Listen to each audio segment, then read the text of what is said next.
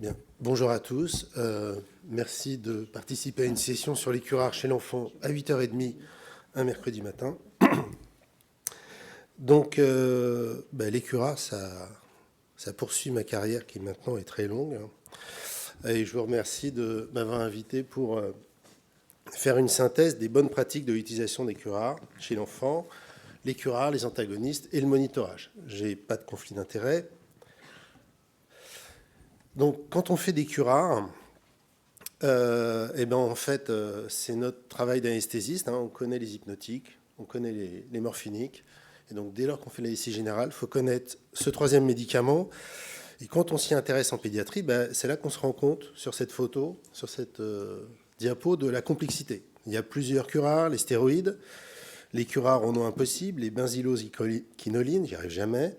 Des fois, vous avez la succinylcholine, donc ce curare dépolarisant. Puis, une fois que vous avez injecté ce médicament, contrairement aux autres médicaments, vous allez avoir des monitorages objectifs avec toutes leurs difficultés sur différents muscles qu'on va devoir associer selon qu'on veut curariser le patient ou le décurariser. Vous avez plusieurs méthodes de monitoring jusqu'à présent qui sont encore vendues, avec un monitorage visuel qu'on dit qualitatif ou des monitorages quantitatifs. Là-dessus, vous faites donc des 34, des simples twitch, le double stimulation, le post-tétanic count.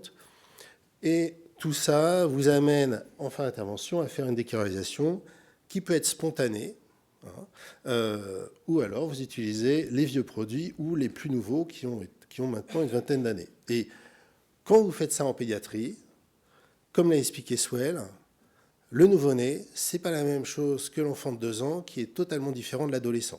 Mais pourtant, on appelle ça les enfants. Alors, est-ce que nous sommes aidés dans nos pratiques ? En 2023, nos amis américains ont publié leurs recommandations sur l'utilisation des curares. Aucun élément sur l'enfant. Pareil dans les recommandations européennes, pas un mot sur l'utilisation des curares chez l'enfant. Et finalement, on revient à nos bonnes vieilles recommandations françaises de 2018, qui étaient couplées, comme l'a dit Daphné, entre l'airway en pédiatrie et la curarisation chez l'enfant et l'adulte. Et en gros, il y a peu d'éléments dans ces recommandations pour dire que l'enfant est très différent de l'adulte dans la gestion de la décurarisation, notamment des objectifs à atteindre. Bien. Alors, vous avez décidé d'utiliser un curar. Comme l'a dit Daphné, c'est assez rare en pédiatrie, notamment pour intuber. Alors, si on ne doit pas le faire pour la chirurgie, on va commencer à le faire assez peu souvent. Alors, pour intuber, comment je gère ? Déjà, le plus souvent, vous allez faire 2 fois la DA95.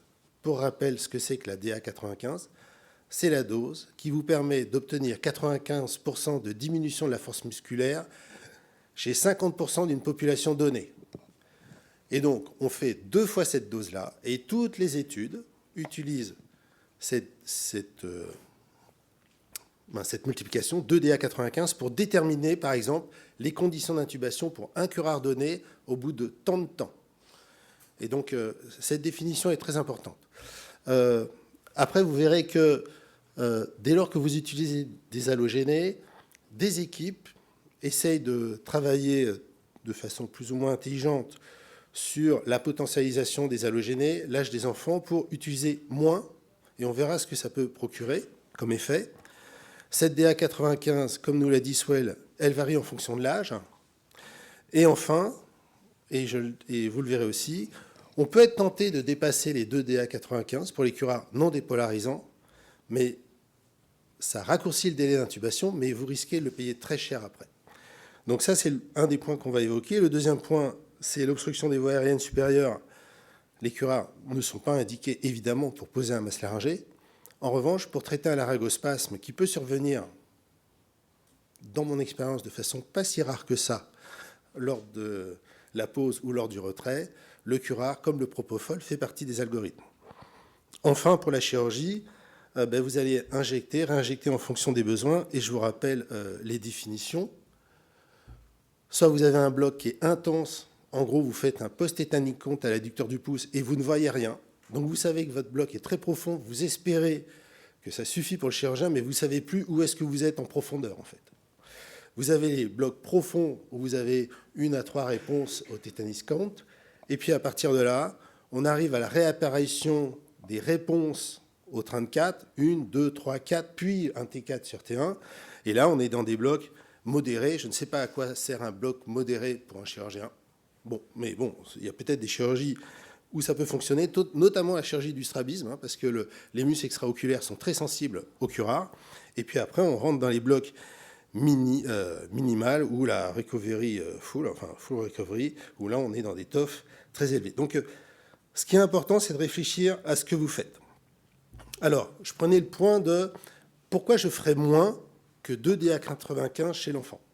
C'est des vieux papiers, mais j'étais déjà âgé à cette époque-là, où ils se sont intéressés dans le British Journal of Anesthesia à l'effet de différentes doses de curare, d'esméron, chez une cohorte d'enfants de 2 à 7 ans. Et donc, ils ont regardé les conditions d'intubation. Ils se sont rendus compte que le CEVO seul procurait des bonnes conditions d'intubation dans moins de 50% des cas. Alors, la durée d'exposition au CEVO n'était pas très importante. Ce n'était pas 20 minutes, c'était 5-6 minutes. Mais dès lors qu'on faisait 0,2, 0,3, c'est-à-dire une DA95, on obtenait près de 100% de bonnes conditions d'intubation. Alors, c'est des cohortes simples, c'est 20 patients par groupe. Et quand on allait jusqu'à 2 DA95, c'est-à-dire 0,6 mg/kg, alors, Swell nous a bien dit que c'était 0,5 plutôt, mais là, on a des enfants de 2 à 7 ans, donc 0,6, c'est justifié. On voit qu'on a évidemment des bonnes conditions d'intubation, mais le temps nécessaire pour récupérer un TOF, alors, c'est des vieux papiers, donc là, c'était 80% de T4 sur T1, passe de 20 minutes à 50 minutes. Okay, donc, on a une discussion permanente sur quelle dose je fais, pour quel effet, qu'est-ce que ça va procurer après. Donc, les doses d'intubation, soit elle nous les a intelligemment mis en moins de 2 ans, plus de 2 ans. Voilà.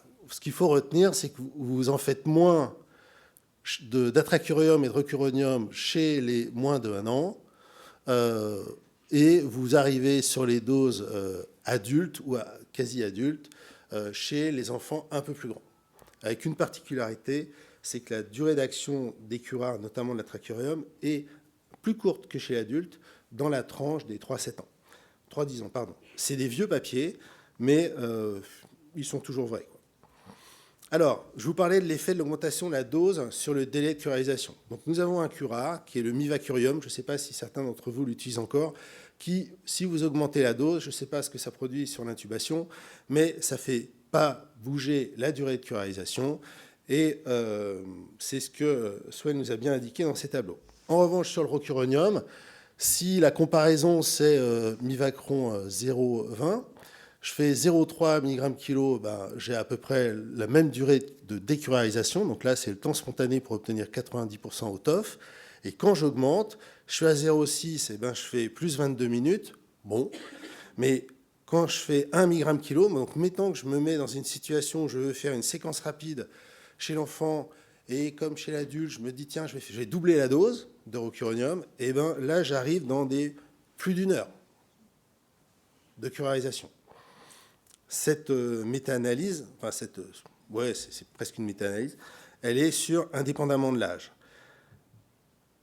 Donc, ce même papier est illisible, mais est intéressant parce qu'il reprend les effets de l'augmentation de la dose d'intubation sur le délai de décurarisation, et il le reprend en fonction de la technique d'anesthésie et de l'âge de l'enfant.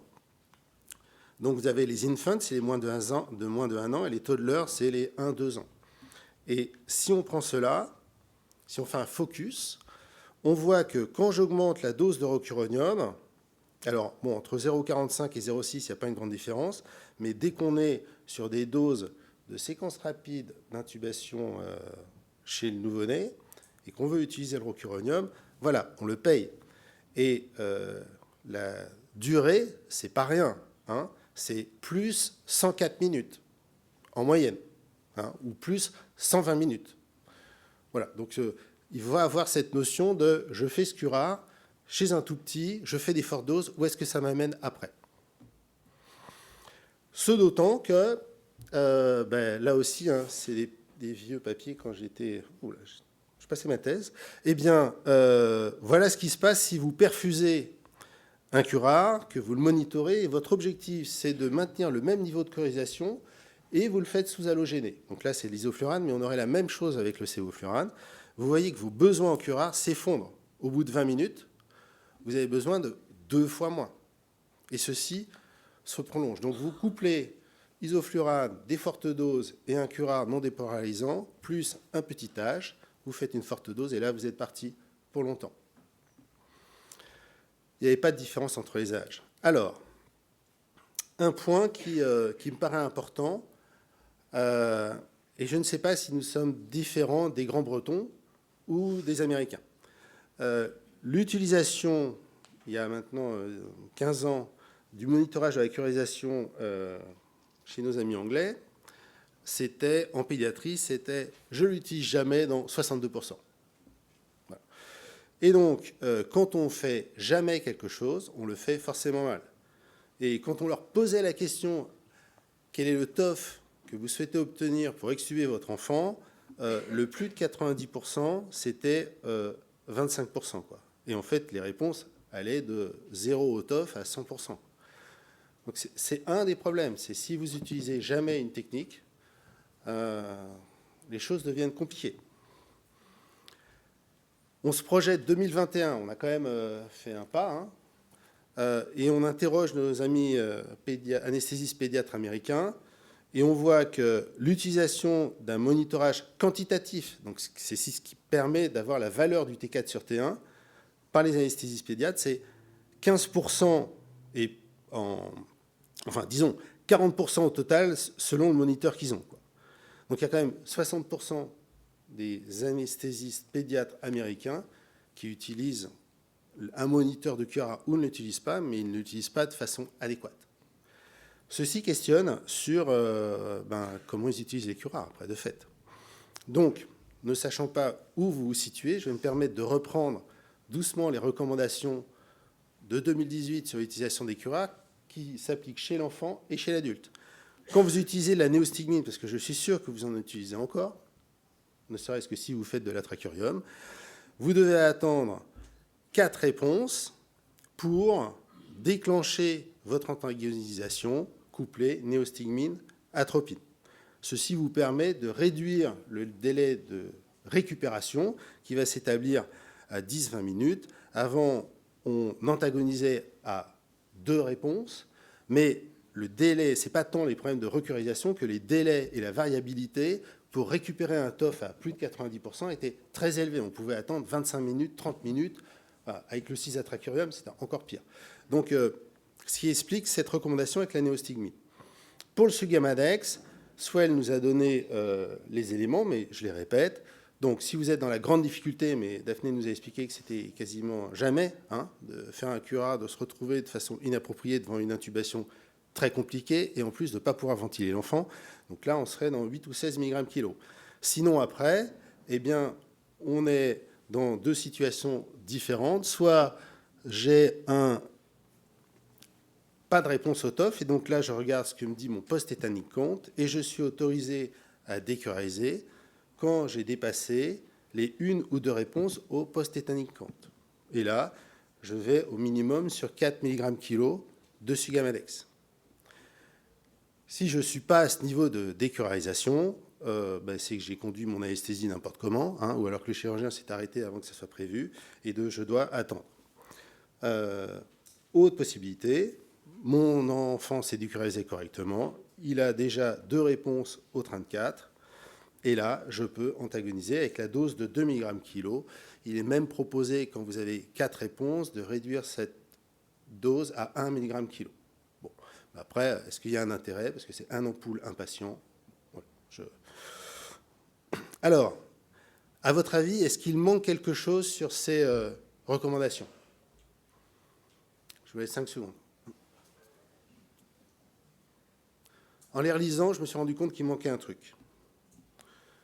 C'est qu'on a oublié d'écrire qu'une fois qu'on a injecté, on doit monitorer la décurarisation jusqu'à obtenir un TOF supérieur à 0,9. Pourquoi je dis ça? Notamment chez l'enfant.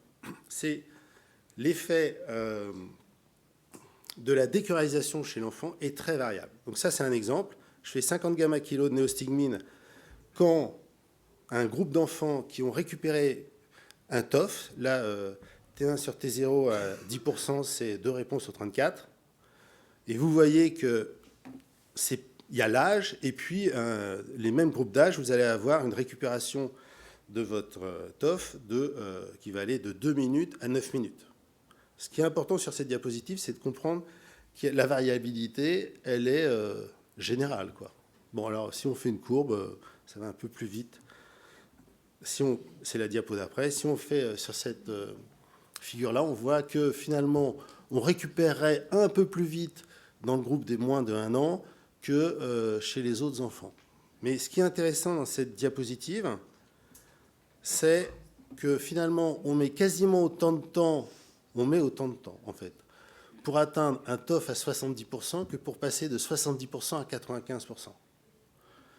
Donc voilà, il faut avoir en tête que quand vous décurarisez, vous monitorez votre décurarisation et tiens, vous avez attendu 70%, vous avez 70% de TOF de T4 sur T1, ben là, vous regardez votre montre et vous dites ok, j'en ai au moins pour le double. Voilà, ça vous permet de vous faire patienter.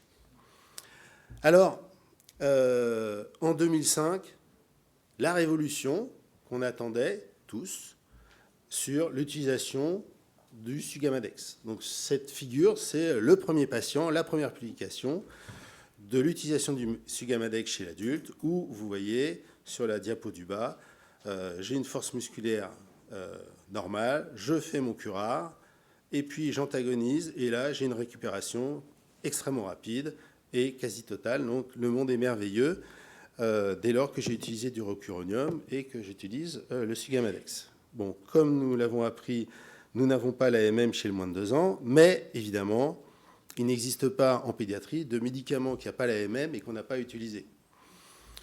Alors, ce qui est intéressant dans cette étude, c'est que déjà, comme le dit Swell, déjà il y a bientôt 10 ans, hein, parce que je crois que c'était des enfants de 2014-2015, on avait des larges cohortes qui nous permettent d'être sécurisés sur... finalement, le Sugamadex, on peut l'utiliser et c'est très efficace.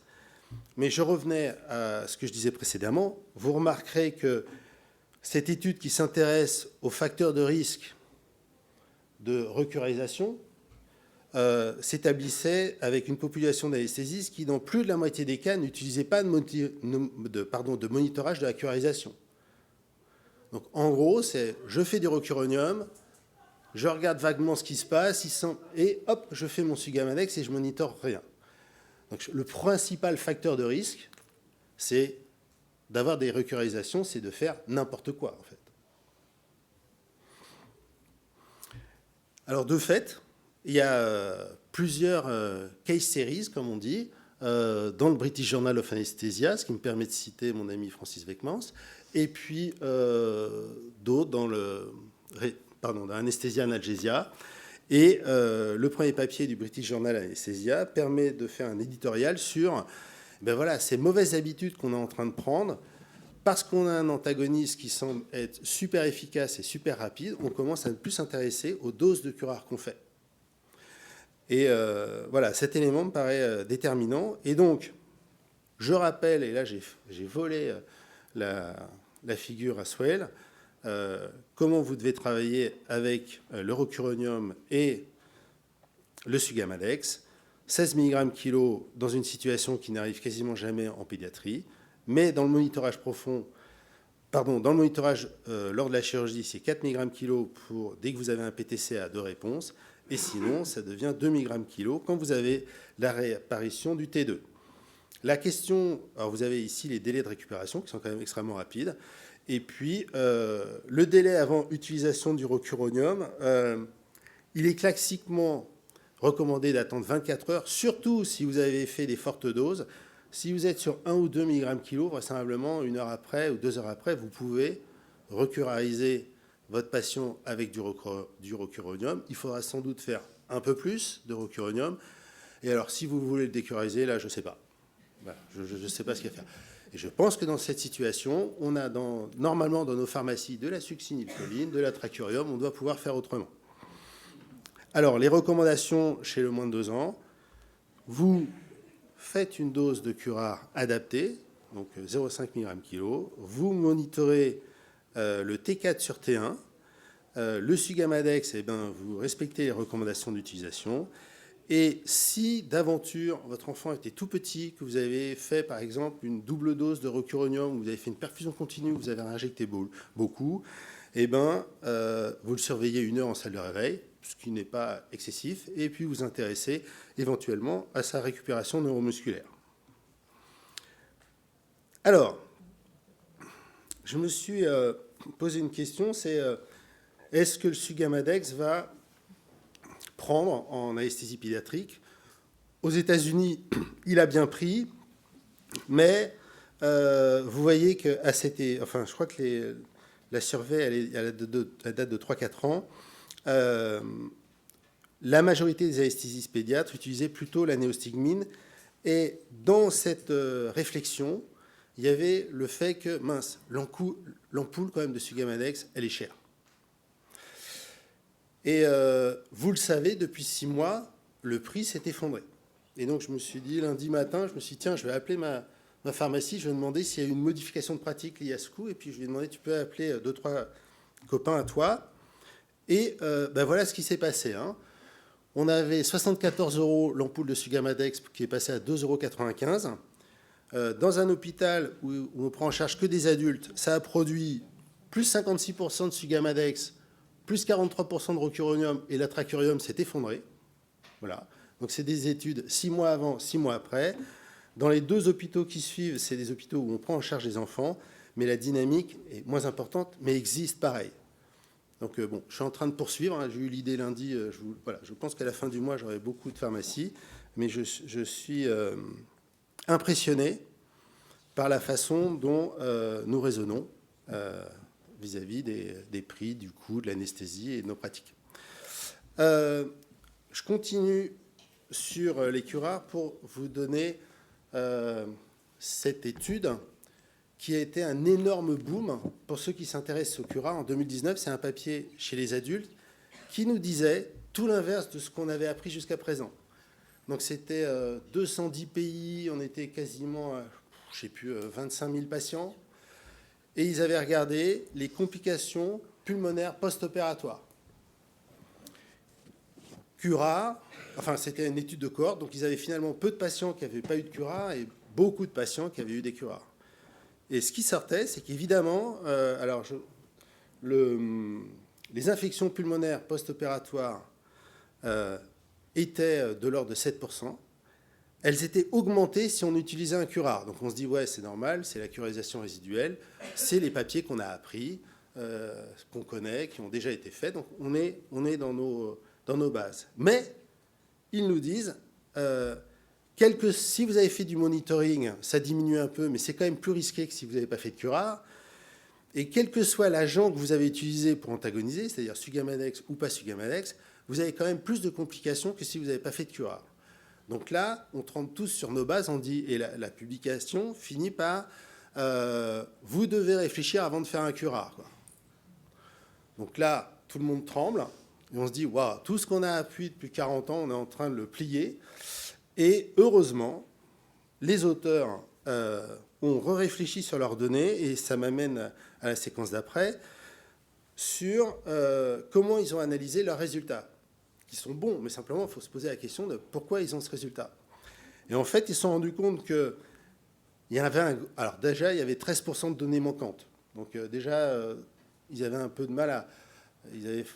Voilà, quand vous avez 13% de données manquantes dans un papier, c'est compliqué de conclure. Ils avaient un grand nombre d'extubations qui étaient considérées comme monitoring, décurarisation et bien faites, sauf qu'il y avait un paquet de patients qui avaient été extubés avec un TOF à moins de 90, 84, 83, 86. Voilà. Vous allez me dire, c'est tous les jours ça. Est-ce que c'est important? Vous allez voir que oui. Ils soulevaient un problème qui était, et que nous connaissons tous, c'est le problème lié à l'accélérométrie. Quand vous faites un TOF, avec votre TOF Watch ou le NMT, enfin celui que vous avez à la maison, vous avez très souvent un T4 sur T1 initial qui est supérieur à 100%. Donc ça vous perturbe. Et on vous dit, vous faites la calibration juste avant d'utiliser le curare, et ceci va arranger les choses. Ça les arrange modérément. Et donc, en fait, on sait que l'accélérométrie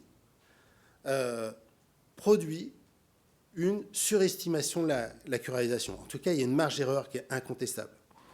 Et puis, ils n'avaient pas toutes les données, et donc je mets suspicion de sous-dosage des antagonistes.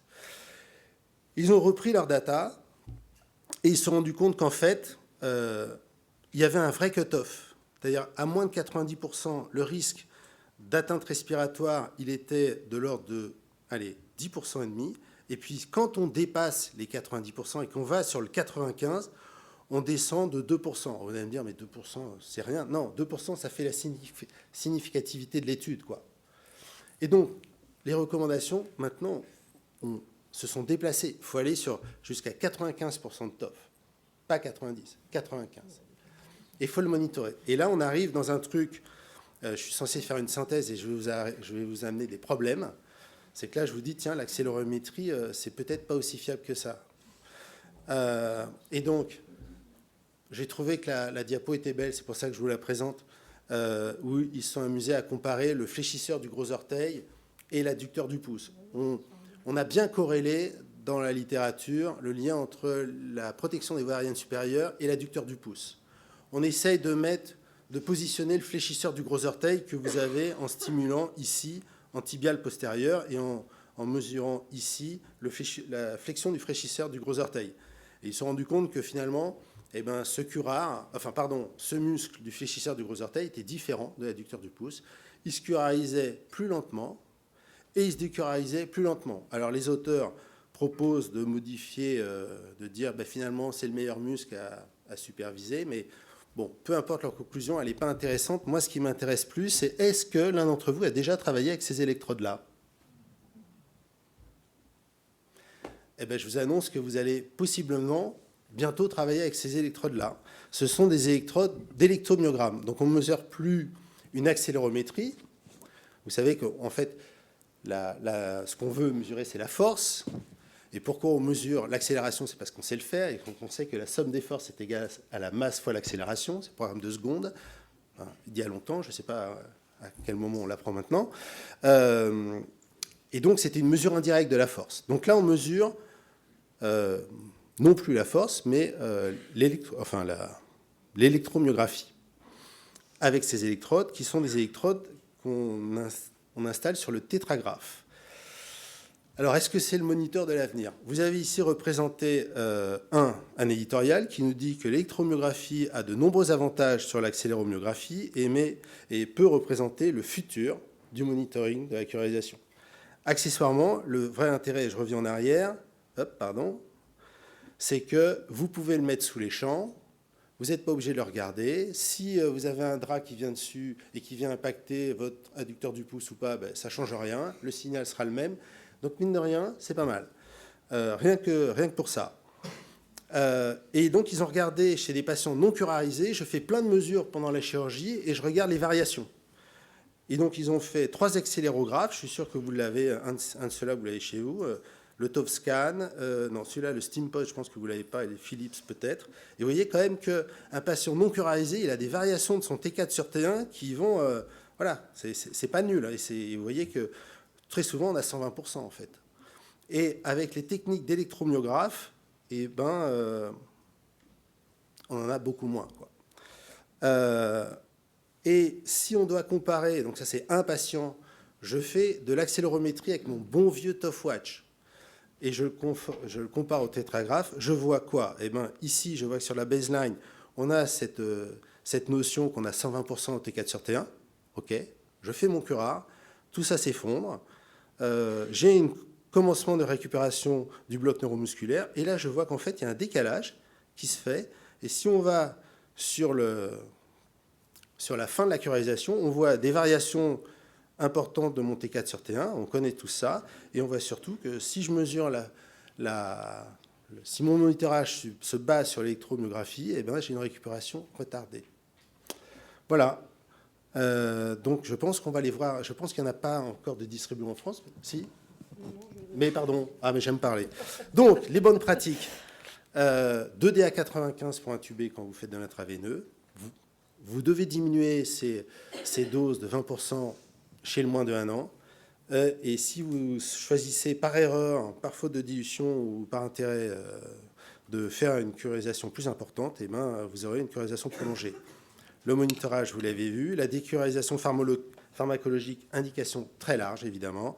Les objectifs d'extubation, maintenant, c'est T4 sur T1, 95%. Il va falloir une grosse pédagogie sur le couple rocuronium-sugamadex en pédiatrie, parce qu'il n'y a pas de raison qu'on fasse mieux que les anglo-saxons. J'espère qu'on fera mieux. Et puis, je pense que vous aurez beaucoup de communication dans les années à venir sur les nouveaux moniteurs de curisation qui vont possiblement nous rendre service, mais qui vont peut-être changer des choses. Je vous remercie.